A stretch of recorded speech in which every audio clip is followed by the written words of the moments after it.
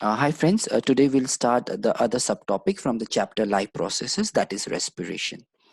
So you all know respiration is the oxidation of food through which the energy is released, okay, and which is stored in an energy rich molecule called ATP. Sometimes it may be asked question cellular respiration. So cellular respiration is a process, okay, where energy is released because it takes place inside the cell of a body. That's why we call cellular respiration. Now, respiration and breathing is totally different. Do not get confused. Breathing is a part of a respiration. Okay, breathing is a physical process. It involves lungs of an organism only, whereas respiration is a biochemical process where lung and the mitochondria of a cell is involved. Now, what happens during breathing? Let's see the mechanism of breathing. So, when you breathe in, the chest automatically expands. Okay, and the diaphragm contracts. Whereas when you breathe out, the chest will contract and also the diaphragm will relax. So, how energy released during respiration is stored? As I told you, it is stored in a form of energy rich molecule, that is ATP, adenosine triphosphate. Now, there is a cycle of ATP and ADP.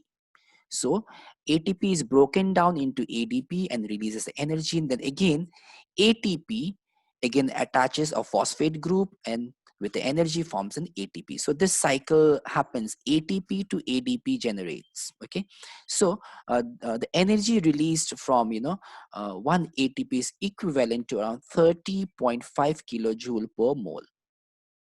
Now, types of respiration, we know it has been broadly categorized into aerobic and anaerobic respiration.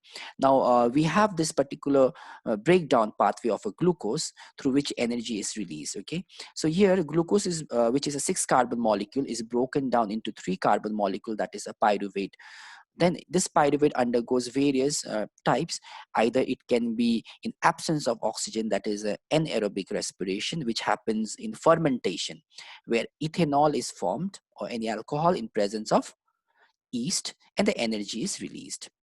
Whereas when you talk about in human muscle cell, when there is a lack of oxygen during exercise, the lactic acid is formed, which that is the reason why the muscles gets cramped, because of the formation of the lactic acid, and it dissolves slowly and the pain is relieved from the muscle. Now, in aerobic process, where there is presence of oxygen, that happens in mitochondria, where energy released, it is in the higher, that is around 38 ATP is generated here with one molecule of carbon, and carbon dioxide and water is also the end product of the respiration in presence of oxygen in mitochondria. So you have to remember, in anaerobic respiration, only 2 ATP is generated, whereas in aerobic respiration, around 38 ATP is generated. Now, respiration in humans, it involves all the organs, which inhalation of oxygen and acceleration of carbon dioxide happens. Now, what is the respiratory system? Now, in humans, we have a various respiratory organ that plays an important role. That is from the nostril, nasal chamber, pharynx, okay, which is also known as there's a passage, okay, behind the nasal chamber and serves as a common passageway for both air and food. Then we have larynx, which is a sound box, okay, and which communication. Then epiglottis is there, which is a flap-like structure that covers the glottis and prevents the entry of food into the windpipe. Then we have trachea, that is a tube like passing through the mid-thorax cavity. Then this trachea is again divided into two bronchi, the left and right bronchi. Then again further, the bronchioles are divided into finer channels we call bronchioles, and then this bronchioles ends up into a balloon-like structure called alveoli, where the exchange of gases, that is carbon dioxide and oxygen, happens with the help of RBC. Then lastly, we have a pair of lungs, okay, which is covered by a double layer membrane called pleura. Now, this is how the diagram it looks like. You all should know the diagram of the respiratory system in human. The one is the nasal cavity, then there is a pharynx, then there is a larynx, then there is trachea, then there's a bronchi, bronchiales, then there is alveoli here. Okay, and the heart is situated in between for the pumping. Now, let's skip. Now this is the nose, which has a tiny hair follicles and also mucus, so that it prevents the other pathogens to entry and the dust particles. Larynx, which is the two cartilaginous cord, lays the framework for the larynx. They are situated at the point of joining the pharynx and larynx. They are also known as the Adam's apple or the voice box. It generates sound as the air passes through the hollow in the middle. Okay. Then pharynx is also the opening here, which is the common part between the air and the food. That is the reason if the food enters the windpipe, we get a choke in a we cannot, or we cough in between, because that is the reason epiglottis plays an important role, which is an elastic cartilages which prevents the entry of food to the windpipe.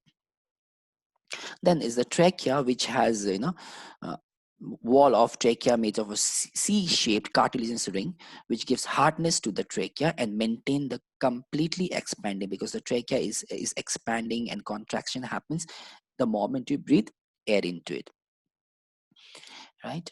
So this trachea splits into two tubes we call bronchi, okay, which then enters to the lung individually.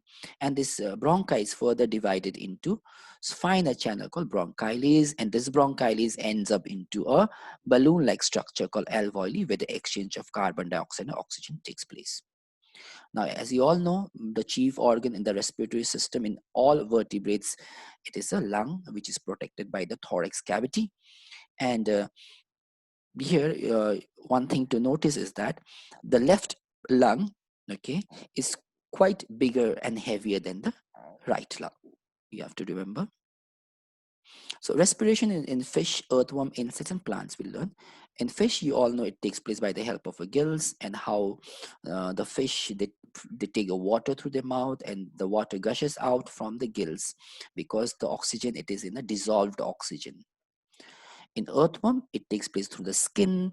And the very important thing is that the skin of the earthworm needs to be very moist, because if it is dry, the earthworm will suffocate and it will die, because they cannot breathe. That's the reason the earthworm, all the organism, the respiration happens through skin, needs to be moist, even for a tadpole. Then we have a cockroach.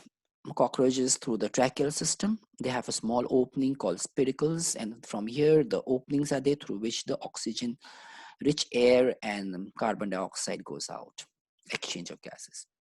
And in plant, in leaves and all the green part, it is a stomata where the exchange of gases happens. And the stomata is present both in leaves as well as in stem.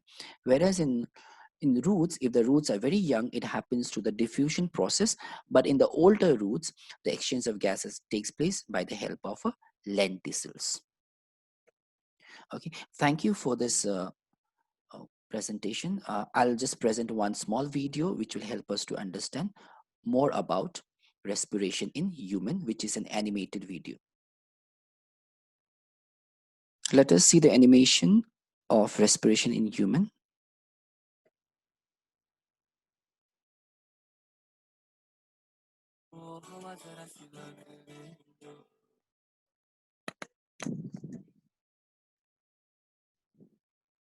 So how do human beings respire? The air enters into the human body through the nostrils. Nostrils have a fine hair, I have told you, and the mucus that filters the air. Then air passes through the throat, then to the trachea. This trachea you have, there is a cartilaginous ring.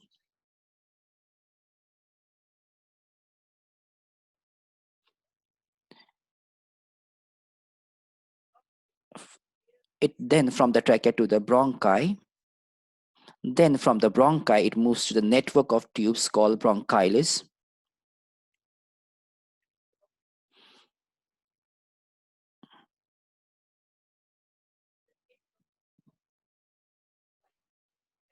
So end of bronchiales, you have a balloon-like structure called alveoli, where the exchange of gases will happen. That is both the carbon dioxide and oxygen by the help of blood vessels.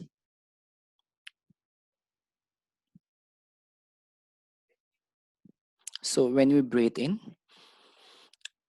the diaphragm flattens up and the chest becomes larger.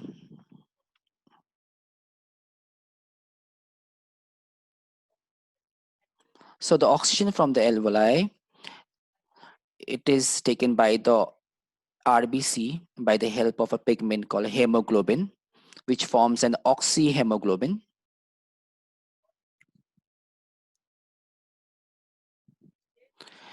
Again, from the cells, they release carbon dioxide that also diffuses through the alveoli by the help of a RBC.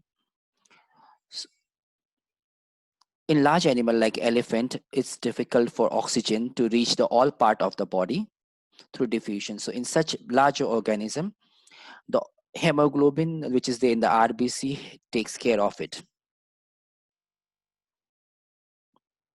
So hemoglobin combines with oxygen forming oxyhemoglobin.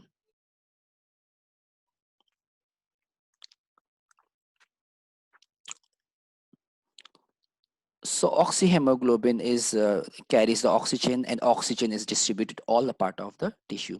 Similarly, the tissue in turn that release carbon dioxide is taken and diffuses into the nearby blood capillaries.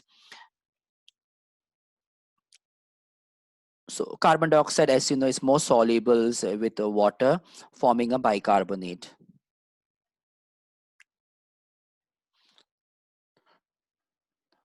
And it goes to the blood to the other parts.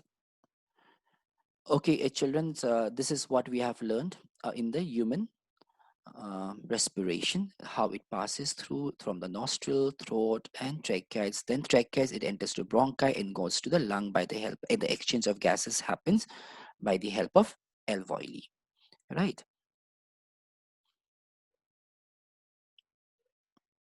So hope this video was helpful to you.